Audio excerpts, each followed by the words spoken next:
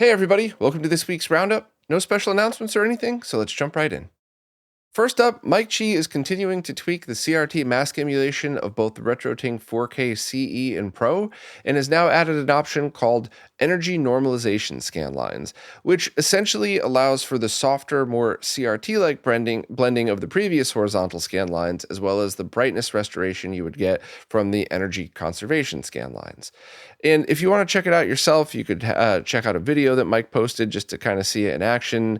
Obviously, the firmware update is free, and anybody that has either of the Tink 4Ks can just try it out. And I haven't personally had time to dig in yet.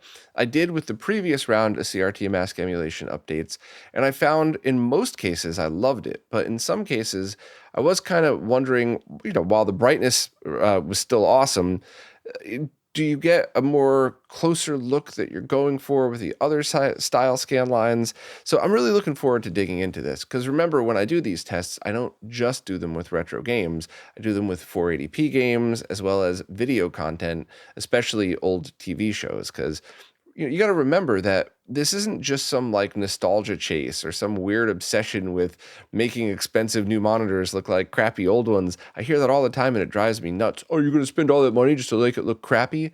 No, you want to make it look as sharp and as smooth as possible, just like it would have been on a high-end CRT, because CRTs are the displays that these games were designed on, these TV shows were shot and edited on, and it would potentially make a really big deal in some cases. I'll do a whole video about all that stuff at some point, and maybe I'll even do a video just about these new CRT mask emulation options, because there's a lot of cool stuff out there. But basically, give it a try, especially give it a try with BFI and that new 3840 by 1080 mode if you have an OLED.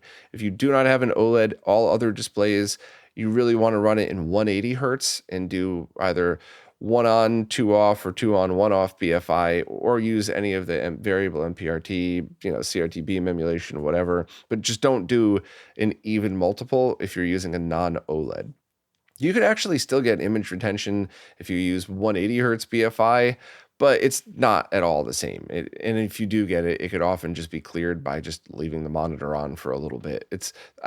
So obviously do all the stuff at your own risk. The BFI stuff, the scan lines are fine. Do all the BFI stuff on your own risk, no matter what display you're using.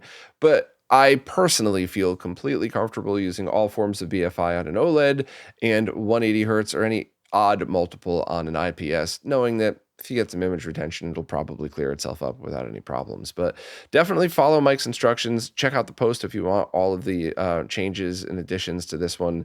But yeah, this is awesome, and I'm really looking forward to digging in deeper in a future video. The recently found Famicom NES game Magical Puzzle Popils just got a patch that adds back the audio information that was previously missing.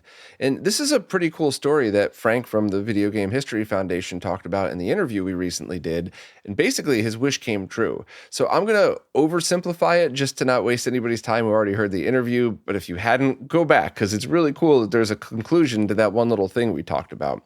But basically the game Magical Puzzle Popils was released on the Game Gear and had other ports in the works that were never released.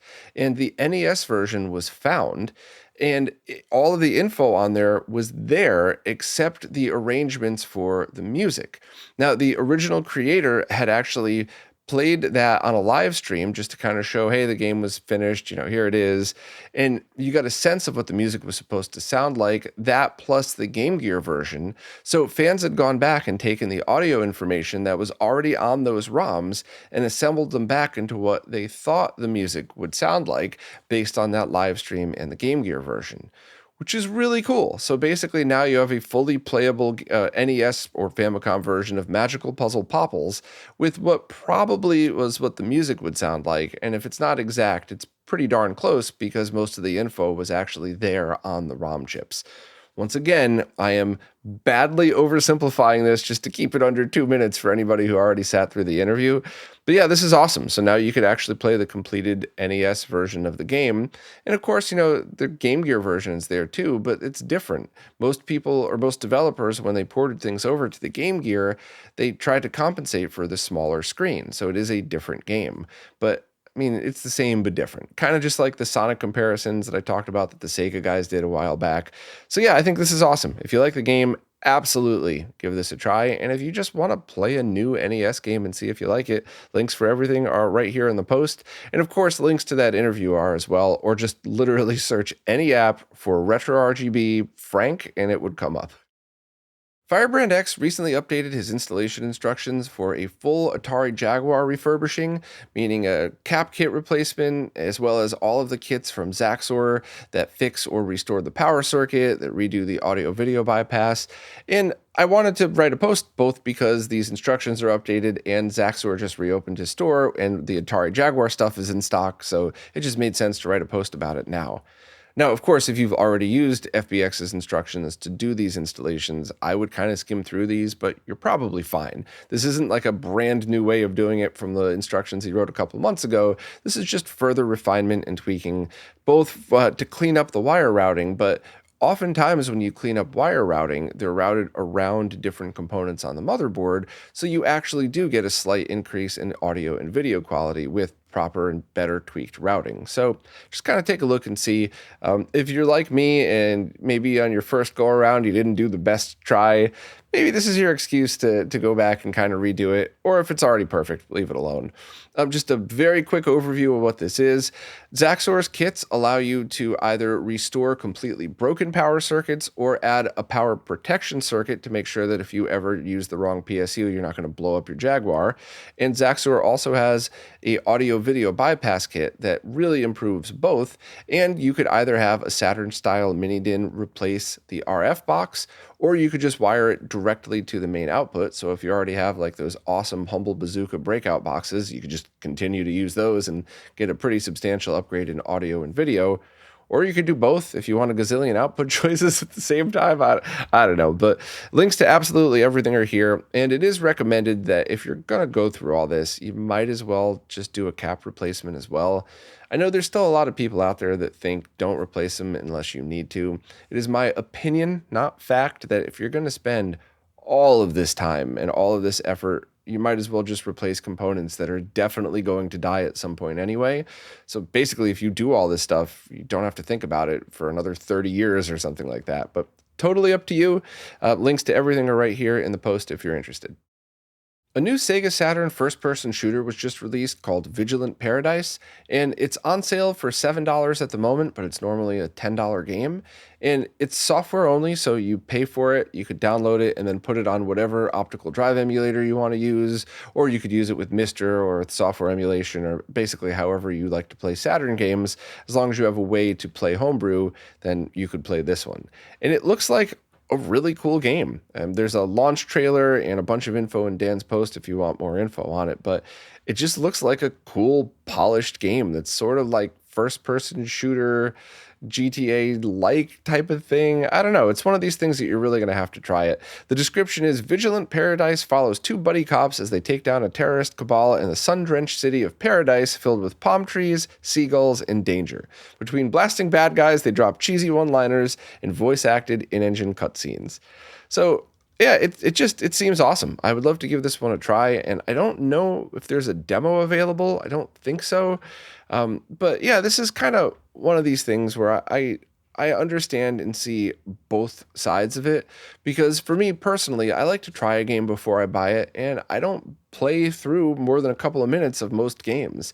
I like the experience, I like talking about it here, but I'm not going to spend $7 to play a game for 3 or 4 minutes and then, just shelve it, which is not any disrespect towards the game. It's partially I don't have time for a lot of this stuff, but also not everybody likes every kind of game. So I love it when there's a demo available, or I really love it when it's a free game that you could also choose to support if you want to. And I always do if it's a game I end up playing.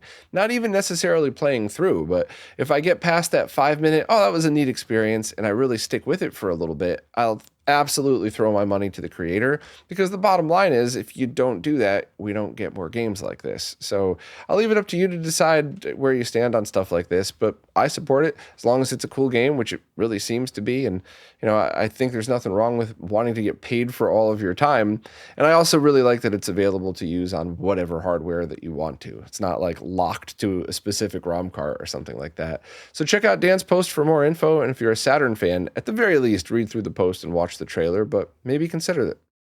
The developer Furrtek has just reopened their web store selling products that they design, and unfortunately, the main one that I think most people listening would be interested in already went out of stock. Hopefully, Furrtek is working to get it back in stock, but that would be the Fusion MVS to AES cartridge converter, which is awesome because a lot of those cartridge converters over the years have been terrible and did not work well at all. I've tested a few that I was just really disappointed in, and the Fusion is really known to be good quality.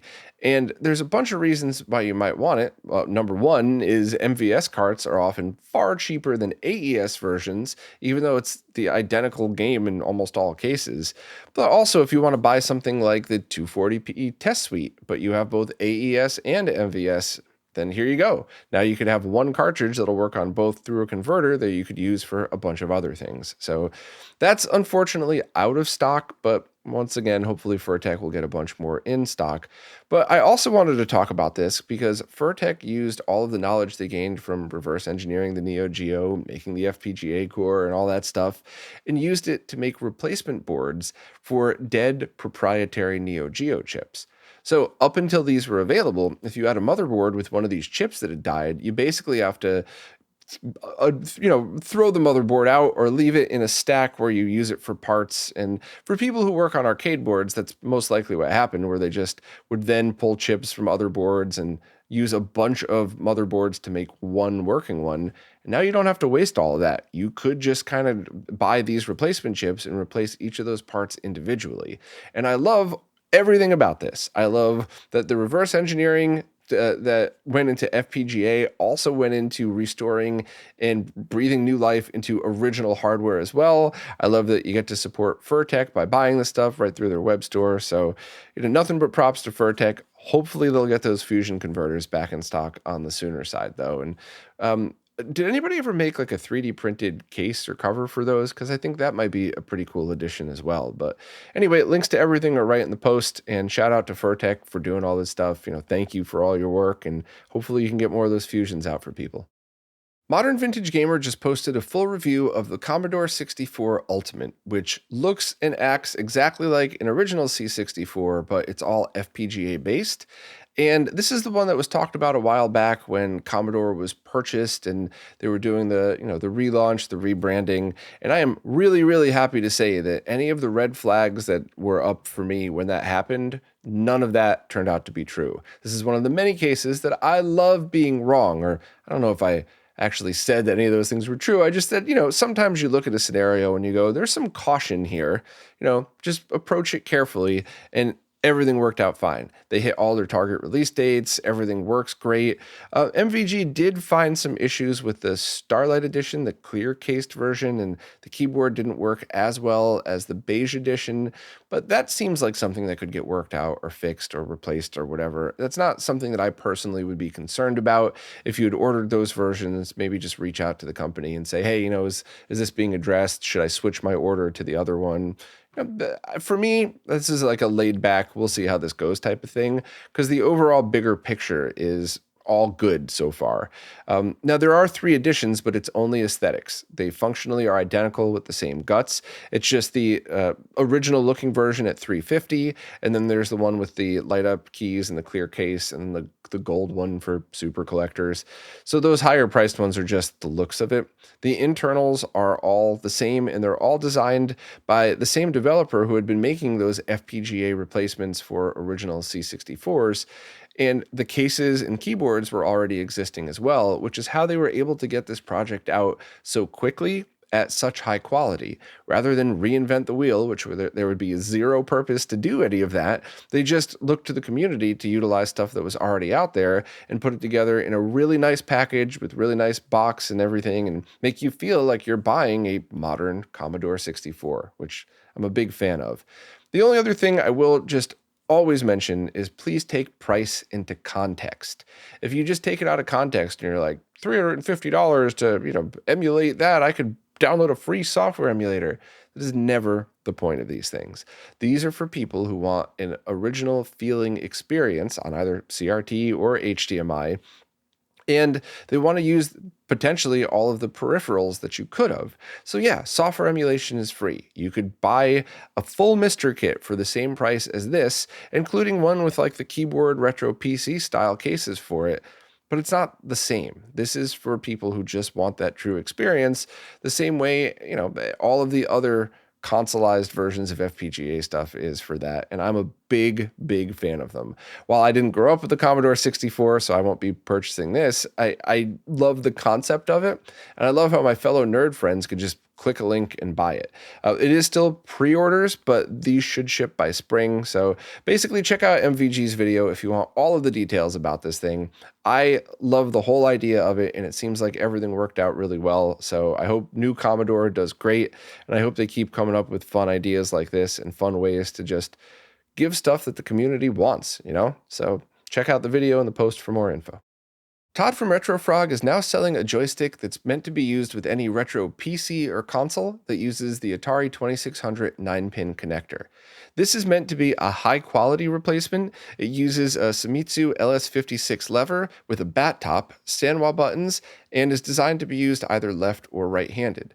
The larger 30mm buttons are button 1, and the smaller 24mm button is the Amiga button 2, and it also has a custom PCB that adds a selectable rapid-fire option for button 1, and button 2 could also be toggled between true button 2, Amiga pin 9, or up as jump for games or machines that didn't support a second button.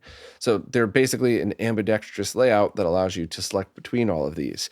It's also printed in the higher quality PLA plastic and has brass inserts for the screws. So if you need to assemble and reassemble, you don't have to worry about stripping out 3D printed material. The screws go into the brass.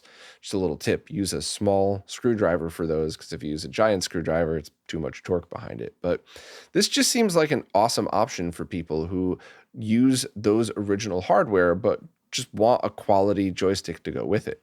Todd's also selling a plate that allows you to mount two of them together, and it's a $30 adapter, but if you buy all three, two joysticks and a plate, then you get $15 off.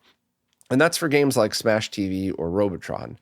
So overall, if you use those classic PCs or consoles, and I put the full list of everything they're compatible with here, and you're looking for a quality joystick, then this is absolutely something you should consider. It's not cheap at $100, but it's not supposed to be. It's supposed to be a higher end product that Todd put a bunch of work into. There's a bunch of options and custom PCBs inside. So this is, basically, if you're hearing this, you already know if this is for you or not. You could obviously use any controller plugged into a software emulator to just play some games, but if you want original hardware, this seems like something you should at least consider. So check out the post for all the links and everything else, and I think they're awesome and they look cool, and it seems like every option you would want from something like this. Now it's time for this week's ridiculous reviews, and I have 3 this week, so I'm just going to go through really quickly. First is a snow tube, and yes, I realize a 44-year-old adult should probably be skiing or snowboarding and not tubing, but the closest ski mountain near me is like an hour away, and for the price of one night's ski rentals, gas, and admission, you could buy one of these tubes, and I could either walk 2 minutes to a decent hill or drive 4 minutes to a giant hill. So I'm going to choose that.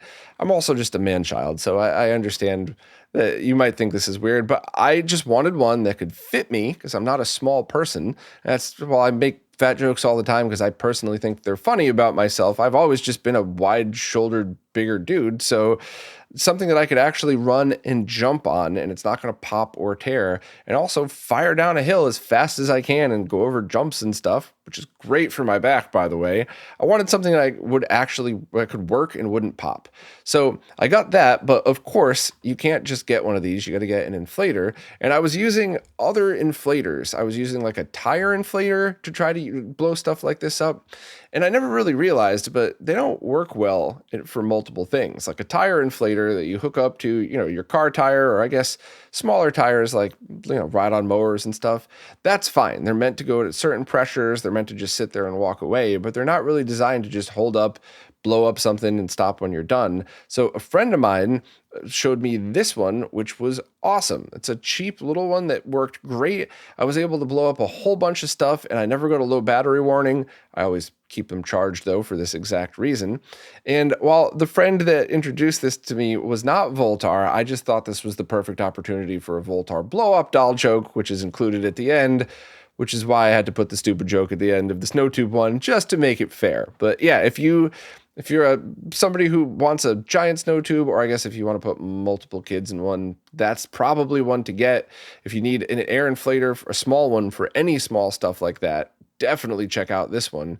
And also, just a completely random tip, anybody that has a fireplace, wood stove, or whatever with a glass front and you get that soot caked on it, a while back I had learned a trick that blew my mind. I had always scrubbed, and I thought about using abrasives or razor blades, and somebody had mentioned that you just dip a wet paper towel in ash and use the ash to scrub off the soot and then wash it off. And I was like, no, there's no chance that's working. Let me go buy some chemical for this. But I tried it anyway and it worked perfect. So I was like, I was about to do it to mine, and I said, I think I could spare a couple of minutes to put together a 1.5-minute long video to share the silly tip with anybody else. So, while that one is kind of ridiculous, it's also very helpful if you have any kind of glass to your wood stove. And tell me about this. Do you all use that method? Is this something that, that I'm just an idiot for not knowing all of these years? Is there a different and better way? And by the way, I realized after the fact, I left a couple of marks on it because I'm going nearsighted blind. So I didn't realize till I was editing the video, but if I had just seen where the mark was and put a little bit more ash on that one spot, it would be completely gone. But I guess that's also a great example because I washed it twice with Windex. My fellow Greek Americans watch Big Fat Greek Wedding. I threw that stupid joke in there too because we all have heard that since the movie came out. But yeah, that just kind of proves my point that after scrubbing it with Windex, it still left that little mark that came right off when I hit it with ash. So yeah, there you go. 3 ridiculous reviews. I hope they all made you laugh. And if you think my sense of humor is absolutely stupid and it never makes you laugh, maybe I could at least help out with some tips and products as well. I still am having a blast doing these. So check out the links in the description if you want any of this stuff. And, feel free to subscribe to that other channel or to the Amazon review page because I put them all up there too. And yeah, I don't know. I'm still having a lot of fun doing these and hopefully they help.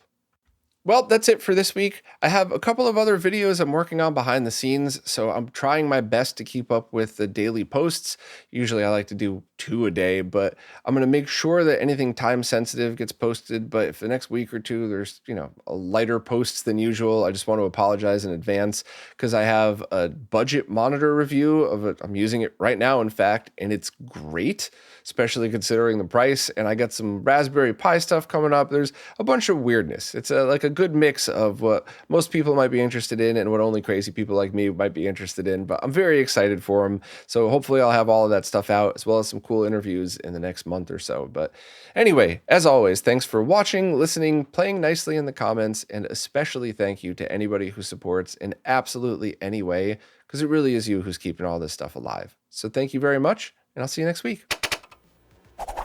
This week's Roundup is brought to you by Neo Paradigm Entertainment, connecting Southeast Asian influencers with opportunities in the West.